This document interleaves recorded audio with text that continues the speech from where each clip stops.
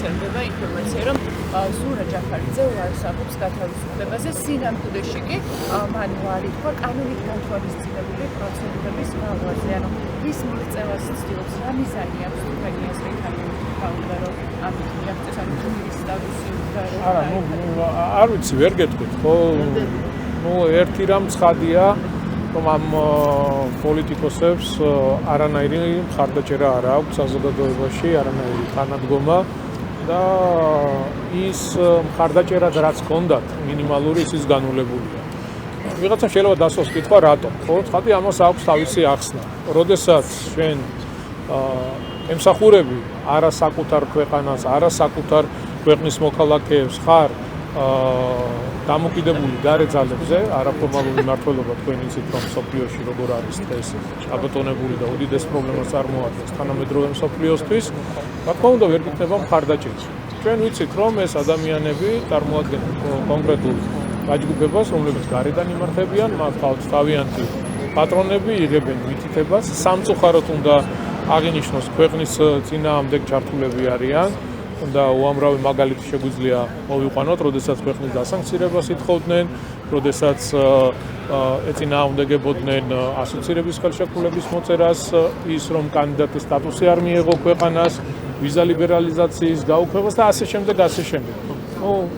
არ ვიცი ხა რა არის ძირითადი მოტივი ამ გადაწყვეტილების, თუმცა ამას დღეს არსებობს. ამ თემაზე ვკითხავ, ვრცელდებოდა მედიაშიც ჯაფარიძესთან დაკავშირებით ინფორმაცია, რომ მას თურმე შეეძლო გამოსვლა ციხიდან, მაგრამ უარი. აი რას ემსახურება მსგავსი ინფორმაციების გავრცელება, რას ცდილობს ოპოზიცია? სინამდვილეში ეს არის ტყუილი, არც არავის არ შეუთავაზებია მასთვის ვადაზე და საბადო. ნახეთ, დღეს ზოგადად უდიდესი პრობლემა არის fake news-ები, არასწორი ინფორმაციის, ტყუილზე, სიცრუეზე დაფუძნებული ინფორმაციების გავრცელება. რამდენიმე დღის წინ ერთ-ერთი ჟურნალისტი მეკითხებოდა აღნიშნულთან დაკავშირებით, რომ ეს მარტო ჩვენთან კი არ არის პრობლემა, მთელს მსოფლიოში პრობლემა არის და მთელი თანამედროვე მსოფლიო ებრძვის fake news-ებს. საქართველოშიც რა თქმა უნდა ყავს კონკრეტული ტელევიზიები, რომლებიც მხოლოდ და მხოლოდ სიცრუით, ტყუილით არასწორი ინფორმაციის გავრცელებით არიან დაკავებული. ევროპული და ბრიტანული ფონდებიდან ონლაინ მედიების დაფინანსების სკანდალი გასკდა, როგორც ისეთი მედის კვირამ მოაქვეყნა ამასთან დაკავშირებით კვლევა და მათ ახლა განცხადებაც გაავრცელეს და ამბობენ, რომ ხალხის მიერ ჩარიცხული ფულებით ფინანსდებით და 18 მილიონამდე ლარია ჩარიცხული. მოკლედ, როგორ შეაფასებთ მათ ამ თავის მართლებას და რამ სქემით რა გამოაშკარავდა, რაც მედის კვირამ გაშიფრა? არაფერი გამოაშკარავდა ის, რასაც ამდენი წლის განმავლობაში ვამბობთ. ქვეყანაში უცხოეთიდან შემოდის ფული, რომელიც ხმარდება პოლიტიკას, ხმარდება სხვადასხვა მედიების დაფინანსებას, რომლებიც ქვეყნის წინააღმდეგ არიან ძირითადად განწყობილი. ჩვენ ვიცით, რომ ეს ყველაფერი გარედან იმართება, მათ ყავთ თავიანთი პატრონები, მითითებებსაც გარედან იღებენ. აი პირდაპირ გამოვიდა, არ მახსოვს გვარის სახელი, ერთ-ერთი ევროპარლამენტარი, რომელიც საუბრობდა იმაზე, რომ ვეძებთ წყაროებს, როგორ შემოვიტანოთ ფული საქართველოში. ანუ შავხრელებს ეძებენ, რომ თანხები შემოიტანონ საქართველოში და ისე პოლიტიკას მოახმარონ. ნახეთ, ელჩები რა განცხადებებს აკეთებენ. ელჩი, რომელიც დიპლომატიით და დიპლომატიური მისიით არის ქვეყანაში, ჩვეულებრივ პოლიტიკურ პროცესებშია ჩართული და პოლიტიკურ განცხადებებს აკეთებს, რომელიც ამასთანავე დაფუძნებულია ტყუილზე, სიცრუეზე, ხელს უწყობს სიძულვილის გაღრმავებას, პოლარიზაციის გაღრმავებას, ძალადობრივი ჯგუფების ახალისებას და ასე შემდეგ. კრედიტ სუისთან მოიგო და ივანიშვილმა ამჯერად ბრიტანულ სასამართლოში ზოგადად ეს პროცესები რას აჩვენებს ეს გადაწყვეტილება მანამდეც იყო ეს დამამოგებული სხვა სასამართლოებში რას აჩვენებს ის დამადასტურებელია რომ ხო, ერთი არის ფორმალური სახე, ხო, გადაწყვეტილებები, რასაც ხედავთ, ყველა ინსტანციაში გაიმარჯვა ბატონო ბიძინა ივანიშვილმა, ხო? თუმცა აღსრულების ნაწილში ჩვენ ვიცით, რომ არაფორმალური მმართველობა, რომელიც უდიდესი პრობლემაა დღეს თანამედროვე მსოფლიოსთვის, აქაც იგივე იკვეთება, ხო? გადაწყვეტილება მიღებულია, მაგრამ აღსრულება არ ხდება. პოლიტიკური ნიშნით მიდიოდა ბიძინა ივანიშვილის მისი ოჯახის შანტაჟი და დღესაც გრძელდება.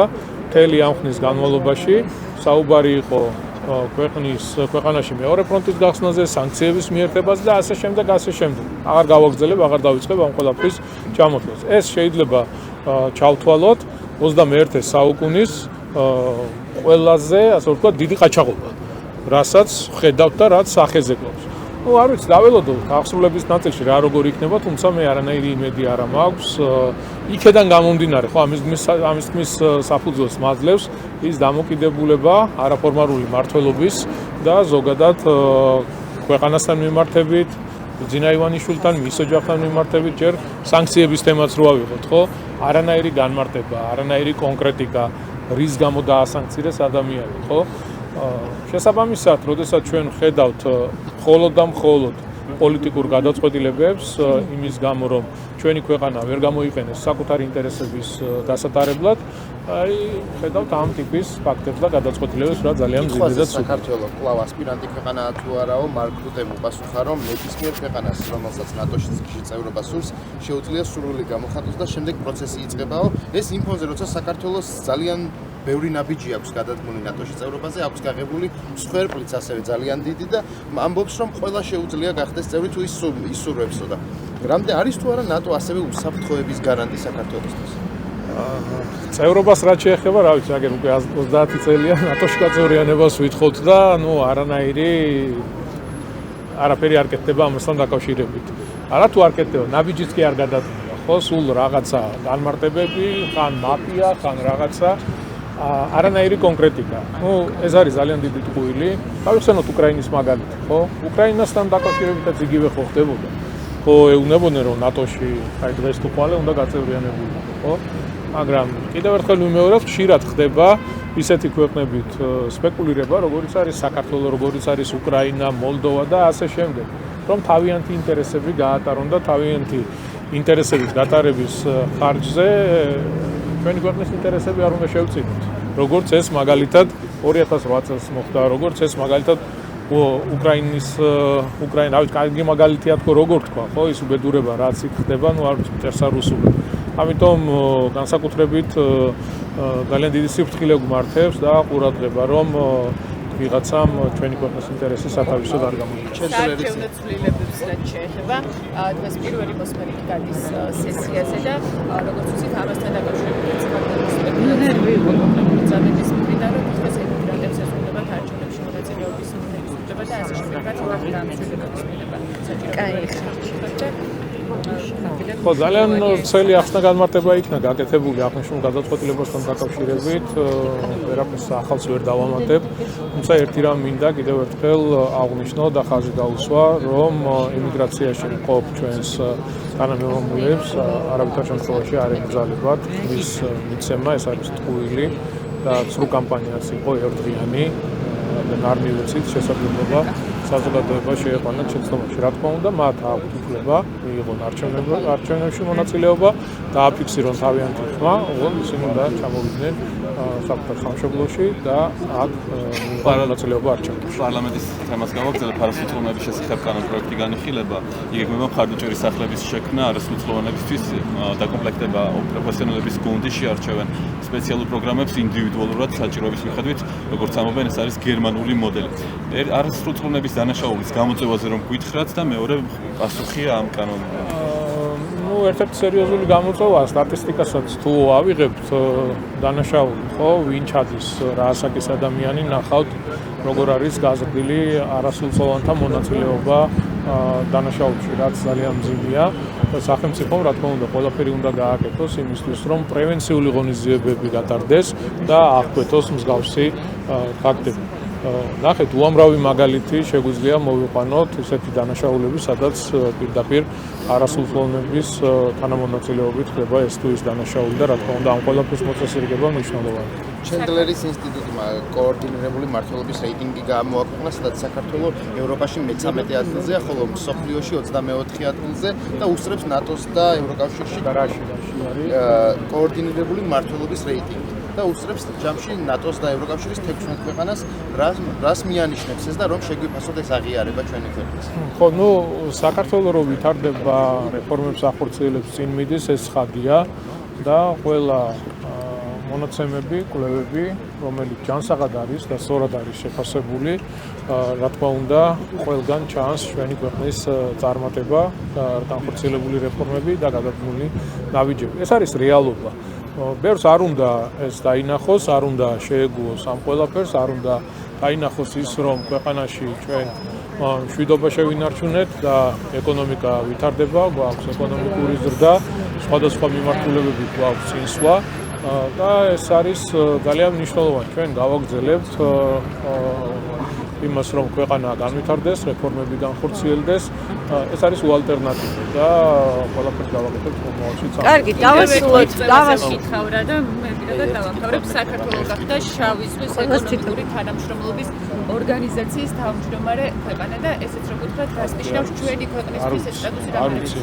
ასევე უნდა გითხოთ მელია გვარამიას პარტიის წევრი დოპინგ სკანდალში ამხილეს, მოკლედ სპორტის საარბიტრაჟო სასამართლომ ანტიდოპინგურმა განყოფილებამ დაადგინა, რომ მოჭიდავე ზურაბ დათუნაშვილმა დაარღვია ანტიდოპინგური წესებიო, შარდის ჩანაცვლება და ყალბი მტკიცებულების გამოყენებაო, რის გამოც სპორტსმენს 5 წლით დისკვალიფიკაცია შეუფარდეს და გაუუქმეს ყველა შედეგი, რომელიც 2021 წლის 27 მაისიდან მოიპოვაო, რომ შეგიფასდეს ფაქტი დოპინგ სკანდალი. ხო, ნუ არ ვიცი, ზოგადად დოპინგ კონტროლი ყოველთვის არის სპორტში. იგივე შემიძლია გითხრათ ფეხბურთშიც. ნუ სამწუხაროა ეს გადაწყვეტილება. ნუ აღნიშნული სპორტსმენი, ვისაც თქვენ საუბრობთ, შეიძლება განსხვავებული პოლიტიკური შეხედულება ჰქონდეს, სხვა პოლიტიკურ დაჯგუფებას წარმოადგენს. თუმცა, როგორც ყოფილი სპორტსმენისთვის, ჩვენთვის სამწუხაროა, რომ სპორტსმენს ეს შედეგი დაუხდა. დაგვე კითხავთ ნიკა მელიას განცხადებაზე, რომელმაც თქვა, რომ სააკაშვილთან არ ვითანამშრომლებოთ, ჩვენთვის წითელი ხაზი არისო იმ პოლიტიკურ ბრძოლაში, რომელსაც ოპოზიცია ანონსებს. რას ნიშნავს ეს მას შემდეგ, რაც ჩაუვარდათ გეგმა, მათ შორის 4 ოქტომბრის? ნუ არ ვიცი, ხა ერთმანეთში აქვთ გარკვეული დაპირისპირება, არის ასთა სხვადასხვაობა, ეს არ ახალია და პირველი შემთხვევა არ არის. ვიხილეთ ჩვენ რამდენიმე ასეთი დაპირისპირების აქტი თუნდაც წინასაარჩევნოდ, შემდეგ პროცესები რაც მიმდინარეობდა ქვეყანაში. არ ვიცი, ეს ახლა მათი შიდა გადაწყვეტილებებია, ვისთან გააგრძელებს თანამშრომლობას, როგორ გააგრძელებს, ეს მათ თვითონ უნდა გადაწყვეტონ. ყველაზე მთავარი რა არის? ხალხმა უნდა იცოდეს სიმართლე. ხო, შეიძლება სხვადასხვა პოლიტიკური პარტიები იყოს დღეს წარმოდგენილი სხვადასხვა დასახელებებით, თუმცა ყველა ნაციონალურ მოძრაობაში აღმოცენებული ადამიანები არიან. დღეს შეიძლება სხვადასხვა სახელებით გამოდიან, მაგრამ მათ ყავთ ერთი პატრონი და ისინი იმართებიან გარედან. ეს არის მოცემულობა. პრემიერის ინტერპელაცია იქნება მხოლოდ პარლამენტში, ორი საკითხია ძირითადი, ერთი განათლების რეფორმა, მეორე არის არაბული ინვესტიცია. როგორ ფიქრობთ ამ საკითხებზე ისმოდა ოპოზიციის კითხვები, აქვს თუ არა ხელისუფლებას პასუხები, რომ შეაფასოთ ეს საკითხი? რა თქმა უნდა, ყველა კითხვაზე იქნება შესაბამისი პასუხი, რაც შეეხება განათლების რეფორმას. ვფიქრობ, ძალიან მნიშვნელოვანია აღნიშნული რეფორმის განხორციელება. ინვესტიციას რაც შეეხება ამ მასშტაბის პირდაპირ უცხოური ინვესტიცია ქვეყანაში არასდროს არ განხორციელებულა. ჩვენ ბევრი ტყუილი ინფორმაცია მოვისმინეთ ამასთან დაკავშირებით, რომ თითქოს იქ უცხოელები დასახლდებიან, არაბები უნდა ჩამოიყვანონ საცხოვრებლად და ასე შემდეგ. ამას ყველა იმ კითხვას, რომელიც არსებობდა საზოგადოებაში, გაეცა შესაბამისი პასუხი და მე ვფიქრობ, არანაირი საფრთხე არ არსებობს იმისა, რომ ჩვენ აღნიშნული მიმართულებით რაიმე პრობლემები შეგვექმნას. პირიქით, მხოლოდ და მხოლოდ დადებითი, მხოლოდ და მხოლოდ პლუსები შემიძლია გითხრათ აღნიშნული ინვესტიციასთან დაკავშირებით, რაც წაადგება ქვეყნის ეკონომიკურ განვითარებას, ბიუჯეტის შემოსავლები გაიზრდება, ახალი სამუშაო ადგილები შეიქმნება, ქართული სამშენებლო კომპანიები კიდევ უფრო გაძლიერდებიან და რა თქმა უნდა იმიჯურად, როდესაც მსოფლიოს ამხელა დონის კომპანია, სამშენებლო კომპანია, დეველოპერული კომპანია შემოდის საქართველოში, ეს არის ძალიან მაგარი. დაბლეროს აქვს ასე ვთქვათ ერთგვარი კამპანია ამ ინვესტიციასთან დაკავშირებით. ამბობენ რომ ხელშეკრულება უნდა გასაჯაროდეს, რას უპასუხებდით მათ? ვიცით რომ ანაგრესთან თვითონ გასაჯაროებული არაფერი არ არის დამალული, იქ არის უბრალოდ მხოლოდ და მხოლოდ ეს კომერციული ნაწილი კომპანიის და ჩვეულებრივი მოვლენა. აკითხეთ ერთი მამუკა ხაზარაძეს დაუსვით შეკითხვა ანაკლის პორტთან დაკავშირებით. რატომ იყო კონფიდენციალური ფინანსური ნაწილი ხელშეკრულების? მათი ხელშეკრულება, რომელიც იყო სახელმწიფოს. ეს ჩვეულებრივი მოვლენა არის. ხო, აღნიშნული კომპანია მარტო საქართველოში ხო არ მოღვაწეობს და ხო არ ახორციელებს ინვესტიციებს და რატო უნდა იყოს საჯარო პირობითად ვიძახი საქართველოში ხელმოწერილი კომერციული დოკუმენტი, მაგალითად სხვა ქვეყნისთვის, ის რომ დააპიროს სხვა პირობითად ვიძახი აზერბაიჯანში შედის, თუ თქვათ, ინვესტიციით, ხო? ის როდესაც მთავრობას ესაუბრება რატომ უნდა იყოს ცნობილი მაგალითად საქართველოსში რა პირობებით არის შემოსული. ჩვეულებრივი მომენტია. მადლობა.